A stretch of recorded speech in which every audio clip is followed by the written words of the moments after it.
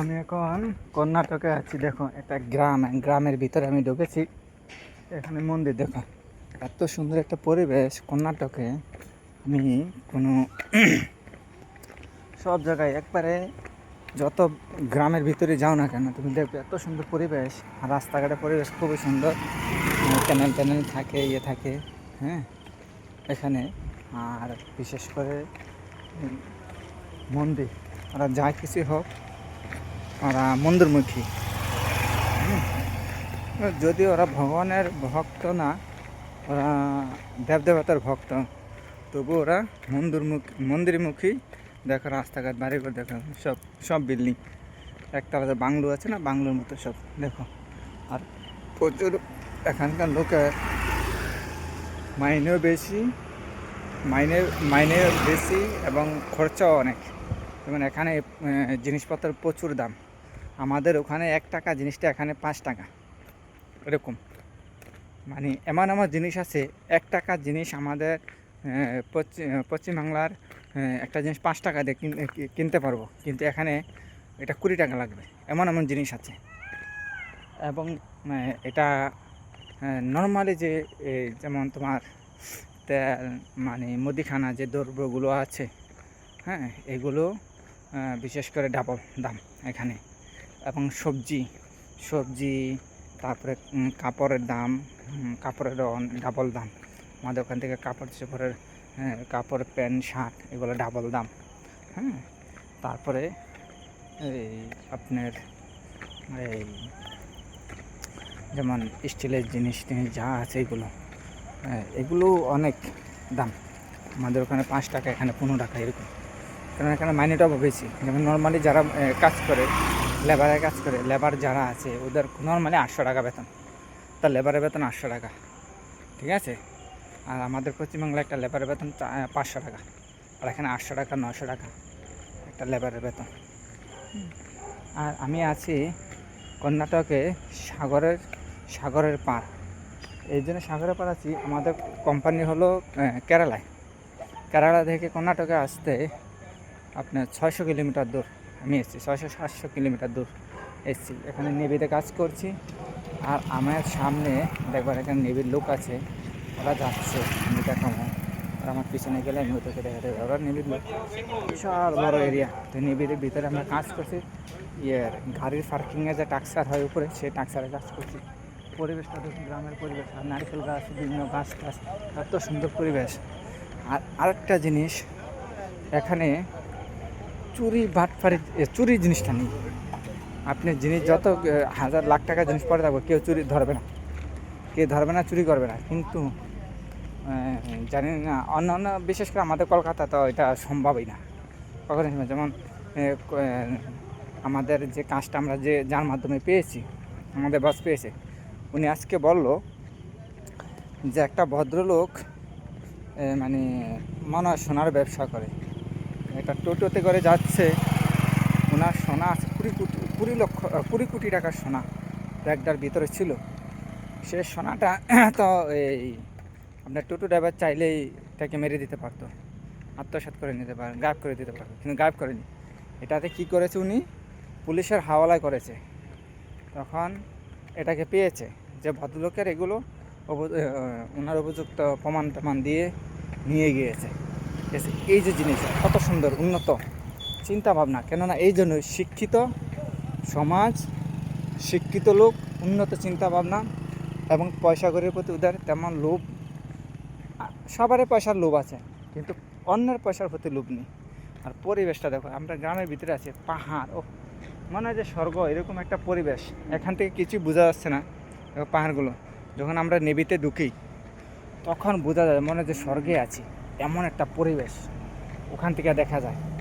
হ্যাঁ, কিন্তু মোবাইল নেওয়া যায় না, একটা প্রবলেম, ওখানে মোবাইল নেওয়া যাবে না। ঠিক আছে, আমি রাস্তা দিয়ে যাচ্ছি, ঠিক আছে। আর এখানে সবারই মোটামুটি গাড়ি আছে, সবাই গাড়ি নিয়ে চলাফেরা করে। আপনার যে লেবারে কাজ করবে 4 চাকা গাড়ি নিয়ে যাবে, পুরো বিদেশি সিস্টেম। মানে সত্যি কথা, কেরালা, চেন্নাই, ব্যাঙ্গালোর, তারপরে আপনার ব্যাঙ্গালোরের কথা, তারপরে কর্ণাটকে, এইসব জায়গাগুলো খুবই উন্নত।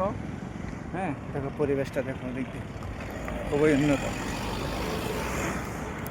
আর আরেকটা ব্যাপার, আমি কেরালা ছিলাম, কেরালায় হিন্দুরা কিন্তু গোমাংস খায়, হিন্দুরা গোমাংস খায় এবং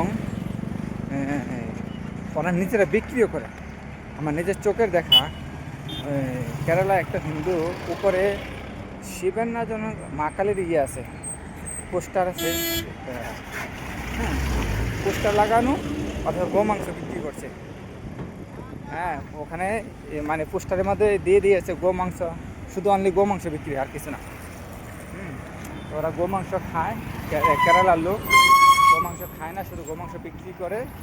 হ্যাঁ, আর এই জন্যই অনেক তাড়াতাড়ি এই কেরালাতে ডেমোক্রেসি চেঞ্জ হয়ে গিয়েছে। এবং এই যে এখন কংগ্রেস সরকার এসছে, সিপিএম থেকে কংগ্রেস সরকার এসছে 2026, আমাদের পশ্চিমবাংলার সাথে সাথে ওরা একই সাথে ইলেকশন হলো, তো কেরালায় তো সরকার চেঞ্জ হলো। হ্যাঁ, এখানেও কিন্তু কর্ণাটকও কংগ্রেস গভর্নমেন্ট, কিন্তু কংগ্রেস গভর্নমেন্ট হলো, ওরা আমার মনে হয় যে আমি কেরালা এবং কর্ণাটকের যে দুটা জিনিসের যে ডিস্টেন্স বা ওদের ক্যাটাগরিটা দেখেছি, দেখে আমি একটাই জিনিস বলতে পারি, বলছি যে ওরা এই জন্যই মানে কেরালা থেকে কর্ণাটকটা আলাদা করেছে যে ওখানকার কালচারটা খুবই খারাপ একটা কালচার। হ্যাঁ, ওই কালচারটার সাথে কর্ণাটকের লোকেরা অ্যাডজাস্ট করতে পারছে না এবং নিজের স্বধর্মটাকে বাঁচানোর জন্য যুদ্ধ করে এই কর্ণাটক আলাদা করেছে। এই হিন্দুদের এই একটা সাহস। এবং আমি এই নেভিতে যাচ্ছি, কাজ করছি, বা এখানে যেখানে যাচ্ছি, একটা মার্কেটে যাব, দোকানে যাচ্ছি, যেখানে যাব, বিশ্বাস করবে না ভাই, ইয়ং ছেলে ফেলে সে দেবদেবতা বিষয়ে দেবদেবতার আরাধনা করার লোক আছে, ভগবান শ্রীকৃষ্ণের, শিবের, রামের প্রচুর ভক্ত, এখানে কৃষ্ণেরও ভক্ত। মানে ওরা রেলি বের করে, এবং ওরা মানে যারা কৃষ্ণ ভক্ত, ওরা ওদের একটা সঙ্গ, কিন্তু নিরামিষ খায় না। কৃষ্ণকে ওরা মার জানে ভগবান শ্রীকৃষ্ণ, হ্যাঁ, ভগবান শ্রীকৃষ্ণ উনি পরমেশ্বর ভগবান। কিন্তু ওরা কী করে একটা সংগঠন, যেমন আমাদের বিশ্ব হিন্দু পরিষদ আছে, বজরং দল আছে, তারপরে হিন্দু সুরক্ষা সমিতি আছে ওয়েস্ট বেঙ্গলে, হ্যাঁ, তার রাষ্ট্রীয় হিন্দু সুরক্ষা সমিতি আছে, RSS আছে। এরকম মনে করো এখানে বিশ্ব হিন্দু পরিষদ আছে, প্লাস বজরং দল আছে। কিন্তু এই যেমন শিবসেনা, শিবের যারা ভক্ত, শিবসেনা ওপেন, ওরা গেঞ্জি শিবের করে ওপেন গেঞ্জির মধ্যে টাকসার বসে দিয়ে, ঠিক আছে, ওরা কী করছে, মানে ওপেন ঘুরছে। যেমন ভগবান রামচন্দ্রকে যারা ভালোবাসে, বা ওদের সংগঠন একটা ঘরে আছে, ভগবান রামচন্দ্রকে ওরা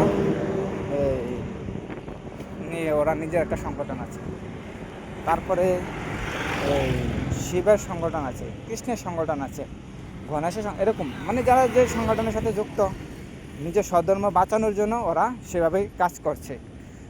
আবার এখানে গোমাতাগুলো, কোনো পরিবেশ, এমন একটা পরিবেশ মনে হয় যে এটা আমি বৃন্দাবন আছি, আমি কর্ণাটকে না বৃন্দাবন। এই যে এখন সন্ধ্যা হয়ে যাচ্ছে, এই রাস্তাগুলো ধীরে ধীরে ধীরে ধীরে গোমাতাগুলো জড়ো হবে, এই রাস্তাতে ধীরে ধীরে ধীরে ধীরে গোমাতাগুলো জড়ো হবে। আর এখানকার লোকেরা একটা হাইওয়ে রোড, দেখো এই হাইওয়ে রাস্তা, কিন্তু এই রাস্তার মধ্যে গোমাতাগুলা একবারে পুরো ব্লক করে রেখে দেবে, কিন্তু এখানে একটা গোমাতাকেও ধরবে না, তো নিয়ে যাবে না। অথচ এই গোমাতাগুলো যারা গাড়ি চালাচ্ছে, ওরা যদি না সরে, হর্ন দিয়ে বেশ সরবে না, কিন্তু অটোমেটিক ওরা নেমে যাবে, নেমে গোমাতাগুলোকে বাস সরিয়ে দেবে।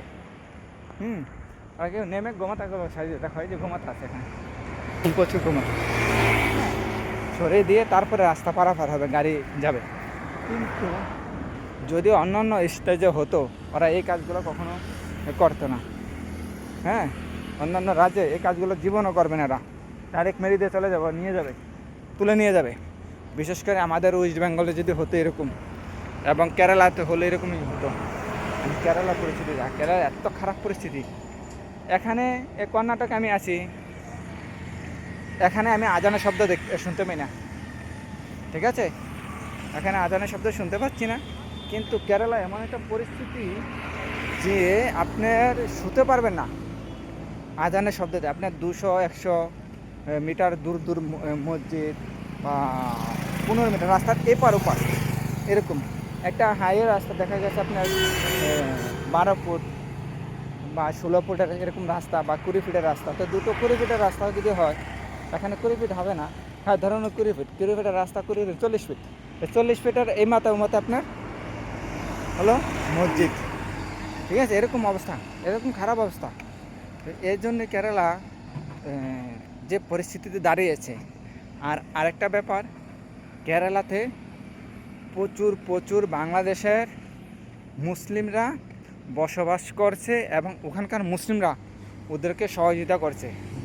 যেমন সহযোগিতা এরকমভাবে করছে যে ওরা জানে যে এগুলো বাংলাদেশের মুসলিম, আর ওরা আমাদের পশ্চিমবাংলায় ধাওয়া খাচ্ছে, এখন ইউপিতে ধাওয়া খাচ্ছে, বিহারে ধাওয়া খাচ্ছে, উড়িষ্যাতে ধাওয়া খাচ্ছে। রোহিঙ্গাগুলো সব কেরালাতে আসছে, কেরালাতে এসে বসবাস করছে।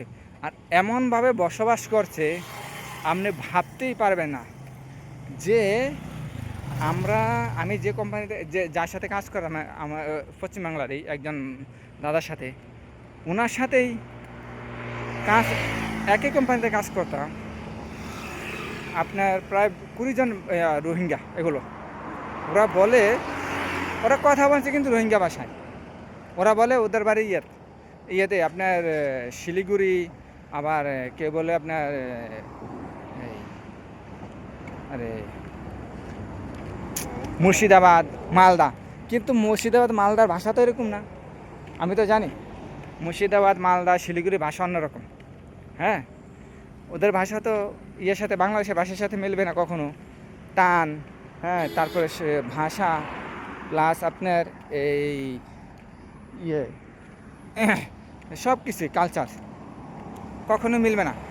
একটা ইন্ডিয়ান মুসলিম, একজন ভারতবর্ষের মুসলিম আর বাংলাদেশের মুসলিমের সাথে পার্থক্য আপনি অটোমেটিকই বুঝতে পারবেন। একটা ভারতবর্ষের মুসলিম, তার কালচারটা সনাতনীয় কালচারের মতো, আর একটা বাংলাদেশের মুসলিম রোহিঙ্গাদের কালচার আপনি অটোমেটিক বুঝে যাবেন ওদের চাল চলন দেখলে। হ্যাঁ, তো কার্যকলাপ দেখলে, খাওয়া দাওয়া সমস্ত কিছু নিয়ে তাদের পরিবেশটা ওইরকম আপনি অটোমেটিকলি বুঝতে পারবেন। হ্যাঁ, অটোমেটিক বুঝে যাবে। তো এগুলো তো আমার চোখে দেখা। তো এই বাংলাদেশের মুসলিম এবং রোহিঙ্গাদের সেফ জোন হলো সবচেয়ে এখন বর্তমানে আমি দেখেছি কেরালাতে। এই কর্ণাটকও আছে, কর্ণাটকে অনেক লোক আছে। আমি নেভিতে কাজ করেছে, একটা ছেলে বাংলাদেশের যাত্রী, ওর গায়ে IPL BPL বাংলাদেশের যে আপনার ডোমেস্টিক যে ক্রিকেট লিগ, সেই ডোমেস্টিক ক্রিকেট লিগের একটা যাত্রী বাংলাদেশের একটা ছেলে, আমি একটা ছেলে গায়ে দেখেছি। তার মানে সে বাংলাদেশি, সেই জন্য আমি বলেছি বাংলাদেশি। এখানকার আধার কার্ড সমস্ত কিছু ডকুমেন্টস করে আছে, হ্যাঁ করা আছে। আর সেগুলো নিয়ে ওরা এখানে কাজ করছে। এমন একটা কোম্পানিতে কাজ করে, নেভিতে এমন একটা জিনিস, আপনি ওখানে কাজ করতে হলে পুলিশ ভেরিফিকেশন ছাড়া, আর আপনার আধার কার্ডটা অনলাইনে দেখবে। দেখার পরে অনলাইনে যদি দেখে যে না এটা সত্যি আধার কার্ড, ওরা ভারতের আধার কার্ড, তো অনলাইনে চেক করলে বোঝা যাবে। যদি আসে তাহলে ও এখানে কাজ করতে পারে, নাহলে কিন্তু যদি কোনো প্রবলেম হয়, ডুপ্লিকেট হয়, ওখানে অ্যারেস্ট হয়ে যাবে ও। ঠিক আছে, ইভেন পুলিশ ভেরিফিকেশন ছাড়া ও এখানে কাজ করতে পারবে না। হ্যাঁ, এই যে আমি এখানে 15 দিন কাজ করছি, 22 তারিখ অবধি আমার আছে, এখানে ঢোকার অনুমতি আছে। আমি 3 তারিখে ঢুকেছি, 22 তারিখে ঢোকার অনুমতি। 22 তারিখের পরে আমার যদি পুলিশ ভেরিফিকেশন না আসে, আমি এখানে ঢুকতে পারবো না, আমাকে ঢুকতে দেবে না। এই সুযোগটা দেবে, আধার কার্ড অরিজিনাল যদি হয় সে ঢুকতে পারবে। 15 দিন এরকম একটা সময় দেবে, তারপরে আর সময় দেবে না। ঠিক আছে, ঢোকার বুঝতে পারছি। জানি না আমি ঢুকতে পারি কি না, কেন আমারও কাজ বেশি নেই এখানে। আমাদের কোম্পানির কাজও মোটামুটি প্রায় শেষের পথে। হ্যাঁ, ওই জন্য বলছি এখনও আমাদের হিন্দুদের অনেক কিছু বাকি আছে সচেতন হওয়ার। সচেতন যদি না হই আমাদের অবস্থা খুবই খারাপ হয় ভাই। তোমাদের সবাদের কাছে আমার রিকোয়েস্ট, তোমরা যা কিছু করো না, নিজের স্বধর্মটাকে টিকিয়ে রাখো। নিজের স্বধর্মের জন্য চেষ্টা করো কিছু একটা করার জন্য। হ্যাঁ, তুমি ধর্ম পালন করো না করো কিছু আছেন, কিন্তু তোমার ধর্মটাকে রক্ষা করার দায়িত্বটা তোমার। তুমি করো না ঠিক আছে, কিন্তু রক্ষা করার দায়িত্ব তোমার, রক্ষা করতে হবে। যদি আজকে তুমি প্রতিবাদ না করো, তুমি রক্ষা করতে না নামো, কালকে কিন্তু তুমি সুযোগ পাবে না প্রতিবাদ করা এবং রক্ষা করার। কেন পাবে না? বাংলাদেশের এটা মানে জীবিত প্রমাণ। বাংলাদেশ এবং আমাদের পশ্চিমবাংলার মুর্শিদাবাদ, মালদা এইসব জায়গাগুলো হিন্দুগুলোর কতটা খারাপ পরিস্থিতিতে আছে। বিশেষ করে আমাদের নদিয়া জেলার অনেক জায়গায় আছে যেগুলো হিন্দুদের বসবাস করা খুব মুশকিল হয়ে যায় বর্ডার এরিয়াগুলোতে। তো ওই জন্যে বলছি ভাই, আর বিশেষ করে আমি ভারতবর্ষের প্রধানমন্ত্রীকে করজোরে অনুরোধ করছি এবং আমাদের পশ্চিমবাংলার শুভেন্দু অধিকারীকে অনুরোধ করছি। আমরা অনেক কষ্ট করে অনেক যুদ্ধ করেছি, এখন অবধি মার খাচ্ছে বিজেপি করার অপরাধে, কিন্তু আমরা তো সরাসরি বিজেপি করছি না।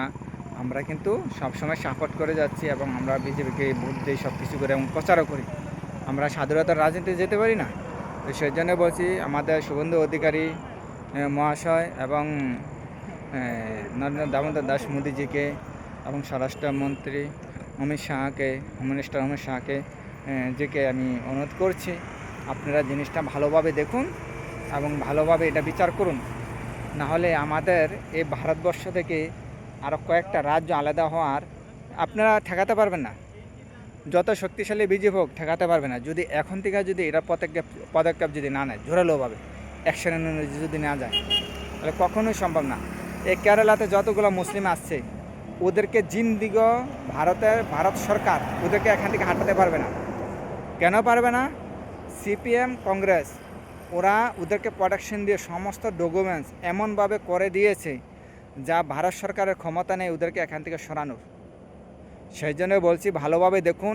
আর আপনাদের কাছে একটাই অনুরোধ, বাংলাদেশে যত হিন্দু আছে যারা আসছে ওদের ব্যাপারটা একটু ভালো করে দেখুন। যারা সিএতে এখন অ্যাপ্লিকেশন করছে, অনেক হেনস্থা হচ্ছে এবং কৃষ্ণনগর যারা যাচ্ছে ওদেরকে 3-4 বার করে ডেকেছে, 3-4 বার করে হেনস্থা নিয়েছে, ডেকেছে, হেনস্থা করছে। একটুখানি ইস্যু পেলেই ওদেরকে রিজেক্ট করে দিচ্ছে, বলে যে আবার ডাকবো যায়। তখন একটা জিনিস যে প্রবলেমটা দেখাচ্ছে সেই প্রবলেমটা সলভ করে যাচ্ছে, পরে আবার কী হচ্ছে যাওয়ার পরে আরেকটা ওরা প্রবলেম ইস্যু করে দিচ্ছে যে এই প্রবলেমের কারণে এটা হবে না, এটা আবার সংশোধন এরকম করছে। তো আপনার কাছে এগুলো হিন্দুরা করছে, তো এগুলো যে হিন্দুরা করছে এগুলো মানুষের মধ্যে পড়ে না। কেন পড়ে না? ওরা জানে না যে ওরা কতটা কষ্ট পেয়ে এখান থেকে এসছে। ওরা জানে যে ভারত সরকার এই সুযোগ দিয়েছে করার জন্য, ওদেরকে এখানে নাগরিকত্ব পাওয়ার জন্য, কিন্তু ওরা কেন হেনস্থা করছে? তার মানে ওদের রক্তের প্রবলেম আছে। ওরা চায় না। যেমন ভারত থেকে যখন পাকিস্তান ভাগ হয় তখন এরকম কিছু কুলাঙ্গার ছিল, সে কুলাঙ্গারদের কারণে যাদের জন্ম পরিচয় ঠিক নেই, এই জানোয়ারের বাচ্চাদের কারণে আজকে আমাদের ভারতবর্ষ ভাগ হয়ে আজকে ভারতে বাংলাদেশ হয়ে গেলো, পাকিস্তান হয়ে গেলো, আফগানিস্তান হয়ে গেলো। এইসব দেশে হিন্দুদের কপালে দুঃখ এসছে এবং এখনও দুঃখ হচ্ছে। নিজের স্বধর্ম পালন করতে পারছে না, নিজের মা বোনরা ঘর থেকে রাস্তা বেরোতে পারছে না, তাদেরকে ঘর থেকে তুলে নিয়ে যাচ্ছে, নিয়ে দর্শন করছে, মেরে দিচ্ছে, এরকম করছে। তো এটা ভারতবর্ষে আরও হবে যদি ভারত সরকার যদি এটা জোরালোভাবে ভালোভাবে যদি এটাকে যদি কেয়ারটেকার না করে, এটাকে যদি ভালোভাবে না দেখে, হোম মিনিস্টার যদি না দেখে, তাহলে এটার পরিণাম খুবই খারাপ হবে ভারতবর্ষের জন্য, ওদের ভবিষ্যতে ভারতবর্ষের জন্য খুব খারাপ হবে। আর বিশেষ করে শুভেন্দু অধিকারীকে আমি বলি, আপনি পশ্চিমবাংলায় এই জিনিসটা দেখুন যে সিএতে আপনারা বলেছেন হিন্দুদের বাংলাদেশে যারা আসছে তাদেরকে সিএর মাধ্যমে নাগরিকত্ব দেবেন, কিন্তু ওরা 100-র ভিতরে 99টা লোক হ্যারাসমেন্ট হচ্ছে। 3 বা 4 বার করে গিয়েছে, তারপরে ওদেরকে হেয়ারিং সম্পূর্ণ করে দিচ্ছে না। আমি শুভেন্দু অধিকারীকে বারংবার আমি অনুরোধ করছি, আপনি একটু ভালোভাবে দেখুন। আপনি এটা দেখুন যে আপনি জানেন যে বাংলাদেশ থেকে যে হিন্দুরা এসে অত্যাচারিত হয়ে এসছে তাদেরকে কেন এত হ্যারাসমেন্ট করা হচ্ছে। ওরাও জানে যে বাংলাদেশ থেকে এসে, তাহলে আপনারা যেহেতু সিএর মাধ্যমে আপনারা যে সরকার গঠন করেছেন, একমাত্র হিন্দুদের সিএর মাধ্যমে নাগরিকত্ব দেবেন বলেই তো হিন্দুরা আপনাদেরকে চেয়েছে এবং ভোট দিয়ে হ্যাঁ আপনাদের চেয়ারে বসিয়েছে, তাহলে আপনাদেরও দায়িত্ব হিন্দুদের এই নাগরিকত্ব দেওয়ার জন্য একবারে সহজ উপায়, সহজভাবে যেটা হয় সেটা করে দেন। যেগুলা ওখান থেকে ওরা যে সমস্ত ডকুমেন্ট চাচ্ছে, যেগুলো চাচ্ছে, এগুলো কখনো সম্ভব না বাংলাদেশের হিন্দুদের এগুলো দেওয়া। আর যদি এরকম করে এই সমস্ত ডকুমেন্ট চান, তাহলে বাংলাদেশের হিন্দুরা কখনো জীবনও এখানে নাগরিকত্ব পাবে না, এবং ওদের ভবিষ্যতে আপনাদের কপালে দুঃখ হবে। শুধু বাংলাদেশ থেকে যেসব হিন্দুরা এসছে ওদের কপালে দুঃখ না, আপনাদের কপালে দুঃখ হবে। কেন হবে? বাংলাদেশ থেকে যেসব মুসলিম এসছে ওরা এখানে এসছে এমনভাবে কাগজপত্র ডকুমেন্টস তৈরি করছে, হিন্দুরা করে দিচ্ছে। সিপিএম, টিএমসি, কংগ্রেস যেগুলো পার্টি করে এবং বিভিন্ন সরকারি সরকারি দপ্তরে ভালো ভালো জায়গায় বসে আছে, এগুলো কিন্তু সিপিএম, টিএমসি লোক, কংগ্রেসের লোক বসে আছে। ওরা কিন্তু মুসলিমদের সহযোগিতা করছে, হিন্দুদের সহযোগিতা করছে না।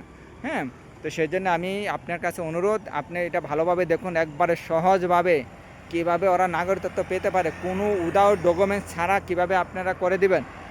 আপনারা ভালোভাবে জানেন বাংলাদেশে যারা আসছে এখানে ওদের কোনো ডকুমেন্টস দিতে পারবে না।